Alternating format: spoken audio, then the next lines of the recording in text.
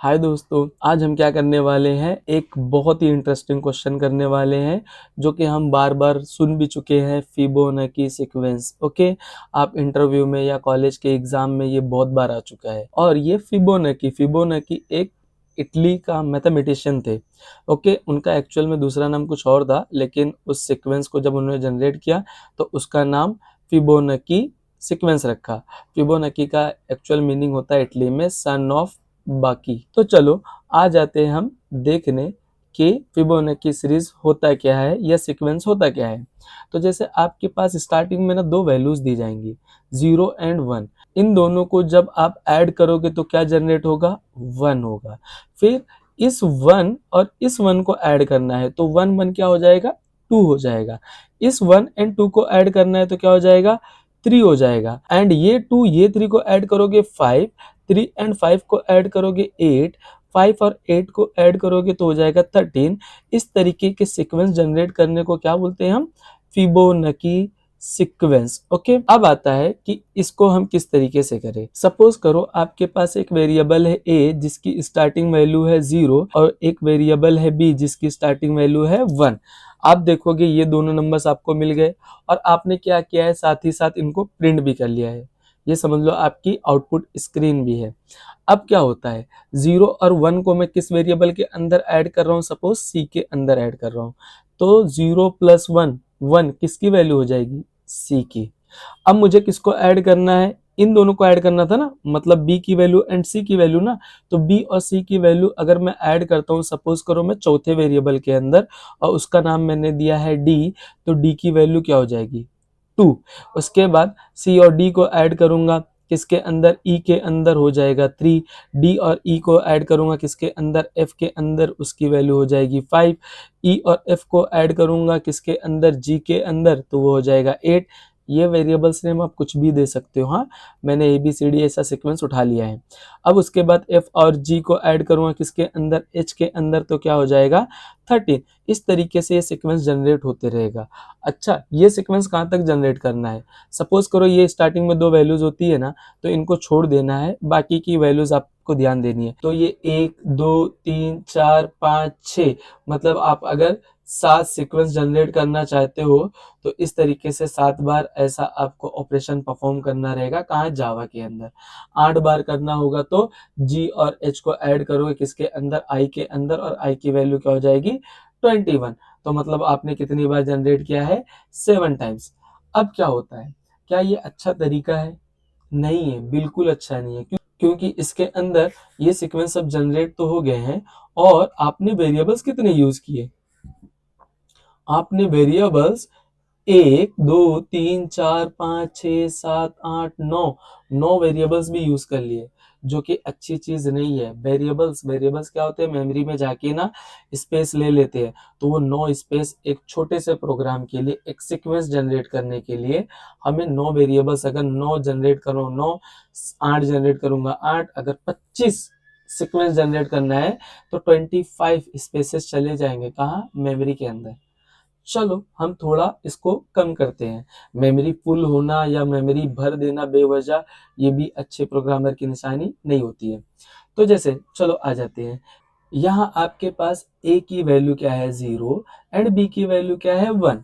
इन दोनों को आप ऐड करो c वेरिएबल में और अब क्या हो जाएगा, c की वैल्यू 1। a प्लस b हमने कहा किया, c के अंदर किया, c is equal to a plus b किया।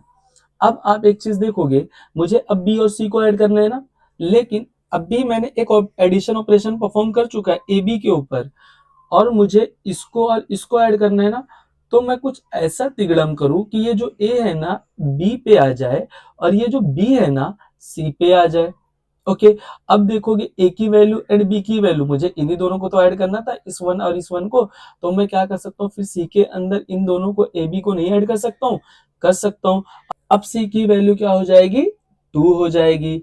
अब गौर से देखो, ए की वैल्यू 1, बी की वैल्यू 1 एंड सी की वैल्यू 1, सी की वैल्यू 2। अब तुम्हें किसको ऐड करना है, फिर से बी और सी को ऐड करना है। फिर से मैं कुछ ऐसा करूंगा कि ए इधर आ जाए एंड बी सी पे आ जाए। ओके, और फिर आप देखोगे इस 1 और इस 2 को ही तो ऐड करना था, लेकिन अब ए के पास 1 है एंड बी के पास 2 है, फिर से आप सी के अंदर ऐड कर लो। अब सी की वैल्यू क्या हो जाएगी हमारे पास 3 हो जाएगी। तो अब ए की वैल्यू 1 है, बी की वैल्यू 2 है एंड सी की वैल्यू 3 है। तो फिर से अब मुझे किसको ऐड करना है, इस 2 एंड 3 को ऐड करना है ना, और 2 किसके अंदर, बी के अंदर है एंड 3 सी के अंदर है। लेकिन एडिशन ऑपरेशन अभी हमने परफॉर्म किया है ए और बी के ऊपर, तो फिर से मैं कुछ ऐसा तिगड़म करूंगा कि ए ना बी की जगह पे आ जाए एंड बी ना सी की जगह पे आ जाए। अब गौर से देखो, ए के पास 2 है एंड बी के पास 3 है, तो मैं इसको फिर से ए और बी को फिर से ऐड करूंगा किसके अंदर, सी के अंदर, और सी की वैल्यू क्या हो जाएगी 5 हो जाएगी। फिर से इस 3 एंड 5 को ऐड करना है, 3 लेकिन बी के अंदर है एंड सी 5 के अंदर है, और एडिशन ऑपरेशन हमने फिर से परफॉर्म करना है, और एडिशन ऑपरेशन हमने परफॉर्म किया है ए और बी के ऊपर। तो फिर आ जाते हैं, ए को हम कैसे भी करके बी पे ले जाते हैं और बी को कैसे भी करके हम सी पे ले जाते हैं।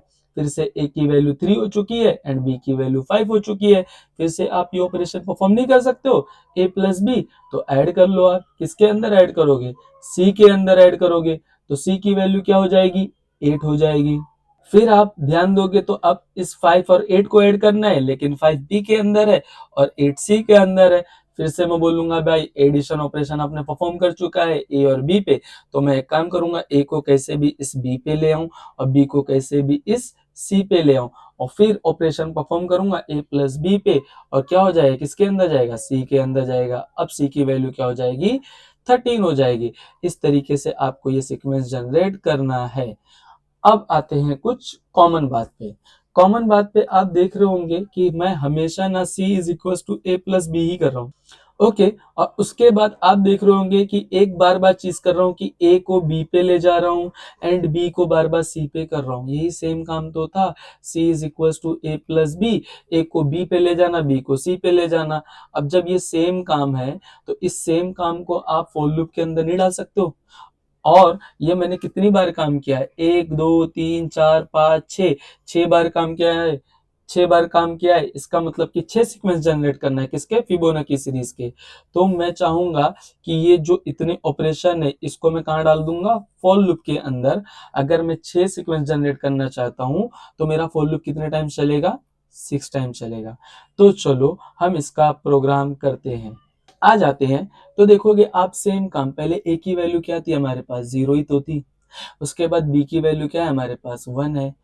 ओके, यही तो था, 0 एंड 1 था स्टार्टिंग में। उसके बाद आप इसे प्रिंट कर लो। देखो ये जो काम है ना ये एक्चुअल में प्रिंट भी हो रहा है। हाँ, तो हमें प्रिंट ध्यान देना है, क्योंकि आउटपुट कहाँ दिखाई देगा, प्रिंट की वजह से ही दिखाई देगा ना। तो हमने क्या किया, ए को प्रिंट कर लिया है, ये हमारी क्या है, आउटपुट स्क्रीन है। तो सबसे पहले आपने क्या प्रिंट किया है, ए की वैल्यू क्या है 0, तो आप यहाँ 0 प्रिंट कर लो। उसके बाद यहाँ बी प्रिंट हो रहा है, बी की वैल्यू क्या है 1, तो 1 प्रिंट कर लो। Okay, system dot dot print ln है, जो एक के नीचे एक प्रिंट होगा, लेकिन मैं ऐसा प्रिंट करके दिखा रहा हूँ। उसके बाद एन की वैल्यू यहाँ क्या लिया है, 5 लिया है। एन की वैल्यू यहाँ क्या लिया है इसने, 5 लिया है, मतलब कि मुझे 5 नंबर तक जनरेट करना है। ओके, उसके बाद आ जाओ 5 नंबर्स, मतलब कि आगे और 5 नंबर जनरेट करना है। मतलब देखो आई की वैल्यू 1 से स्टार्ट हो रही है और एन तक जा रही है, मतलब ये फॉर लूप कितने टाइम चलेगा हमारा, 5 टाइम्स चलेगा। ओके, तो अब आ जाते हैं आई की वैल्यू इसने क्या लिया है, 1 लिया है। फिर यहाँ जाओगे कंडीशन चेक करने, आई की वैल्यू क्या है 1, यहाँ लिखा है i less than equals to 5, i की वैल्यू 1 है, 1 less than equals to n, n की वैल्यू क्या है 5 है। ये क्या कंडीशन, ट्रू है। जब ट्रू हो रहा था तो आप आके देखोगे वही सेम काम, क्योंकि अब मुझे ना ये 0 और 1 को ऐड करना है ना, तो सी के अंदर ऐड कर लेंगे। तो C is equals to A plus B, A की वैल्यू क्या है 0 और प्लस बी, बी की वैल्यू क्या है 1, तो 0 प्लस 1 1, किसकी वैल्यू, सी की वैल्यू। आप यहाँ देखोगे c is equal to A plus b लिखा हुआ है ना, c इक्वल के इस तरफ भी वेरिएबल है, इक्वल के इस तरफ भी वेरिएबल है। लेफ्ट हैंड साइड जो वेरिएबल होती है उसके अंदर हमें वैल्यू स्टोर करनी पड़ती है, जिसको मुझे ऐसे ही रखना पड़ेगा।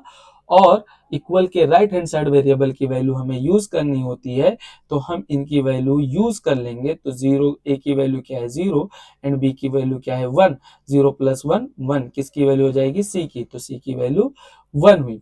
उसके बाद आप प्रिंट कर दो किसको, सी को, सी की वैल्यू क्या है 1, तो यहाँ प्रिंट हो जाएगा 1।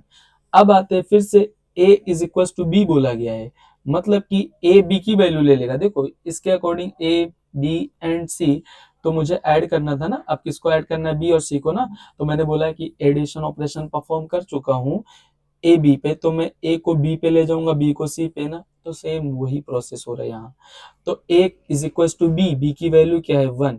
यहाँ पे भी देखोगे इक्वल के लेफ्ट हैंड साइड वेरिएबल है and right hand side variable है, तो लेफ्ट हैंड साइड को मुझे एज इट इज रखना पड़ेगा एंड राइट हैंड साइड की वेरिएबल की वैल्यू हमें यूज करनी पड़ेगी। तो राइट हैंड साइड बी था तो बी की वैल्यू 1, तो अब ए की वैल्यू क्या हो चुकी है हमारे पास 1। उसके बाद बोला गया है b is equal to C, C की वैल्यू क्या हो जाएगी, b इज इक्वल टू सी, यानी b को हमें ऐसे ही रखना पड़ेगा एंड c की वैल्यू क्या है 1, तो ये हो जाएगा 1।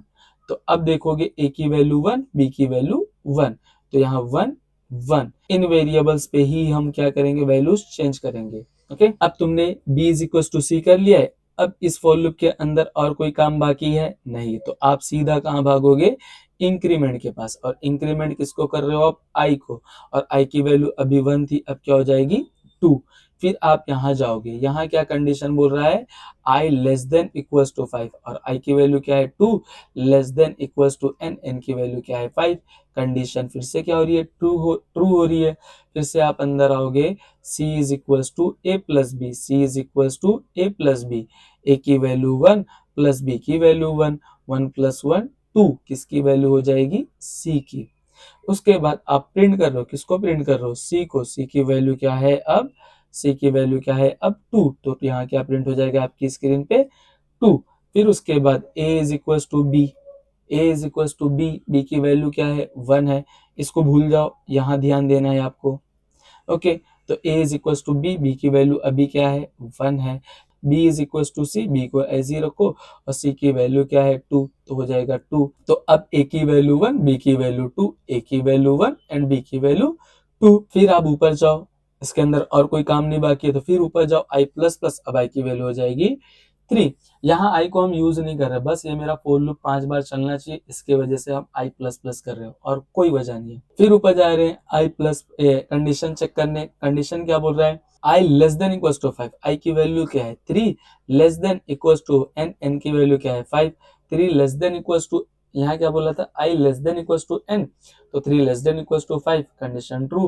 फिर अंदर आओगे, C is equal to A plus B, A की वैल्यू 1, बी की वैल्यू 2, 1 प्लस 2 3, आपको यहाँ ध्यान देना है। फिर आप प्रिंट करना है, किसको प्रिंट करना है, सी। अच्छा, सी की वैल्यू क्या हो चुकी है अभी 3 हो चुकी है, तो 2 को कट करके मैं क्या लिख दे रहा हूँ यहाँ 3 लिख दे रहा हूँ। फिर आप आते हो प्रिंट करो, सी, सी की वैल्यू क्या हो चुकी है अभी 3 हो चुकी है, तो आपकी स्क्रीन पे क्या प्रिंट हो जाएगा 3। फिर A is equal to B, A is equal to B, B की वैल्यू क्या है 2, तो अब ए की वैल्यू क्या हो जाएगी 2।